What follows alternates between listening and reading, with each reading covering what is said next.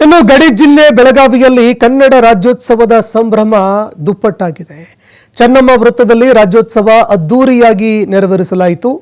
ಅದ್ದೂರಿ ಮೆರವಣಿಗೆ ಕೂಡ ಹಮ್ಮಿಕೊಳ್ಳಲಾಗಿತ್ತು. ರಾಜ್ಯೋತ್ಸವ ಮೆರವಣಿಗೆಯಲ್ಲಿ ಜನಸ್ತೋಮ ಯುವ ಸಮೂಹ ಕುಣಿದು ಕುಪ್ಪಳಿಸಿದೆ. ಯುವಕ ಯುವತಿಯರ ಜೊತೆಗೆ ಮಂಗಳಮುಖಿಯರು ಕೂಡ ಡ್ಯಾನ್ಸ್ ಮಾಡಿ ಕುಣಿದು ಕುಪ್ಪಳಿಸಿ ಸಂಭ್ರಮ ಪಟ್ಟಿದ್ದಾರೆ. ಚೆನ್ನಮ್ಮ ವೃತ್ತದಲ್ಲಿ ಕನ್ನಡ ಬಾವುಟಗಳು ಎಲ್ಲೆಂದರಲ್ಲಿ ರಾರಾಜಿಸ್ತಾ ಇದೆ. ಚೆನ್ನಮ್ಮ ವೃತ್ತದಲ್ಲಿ ಲಕ್ಷಕ್ಕೂ ಅಧಿಕ ಜನ ಕನ್ನಡದ ಹಬ್ಬವನ್ನು ಆಚರಿಸೋದಕ್ಕೆ ಅಂತ ಸೇರಿದ್ದಾರೆ.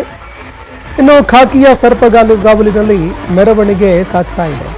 ತಡರಾತ್ರಿವರೆಗೂ ಈ ರಾಜ್ಯೋತ್ಸವದ ಮೆರವಣಿಗೆ ನಡೆಯುತ್ತೆ.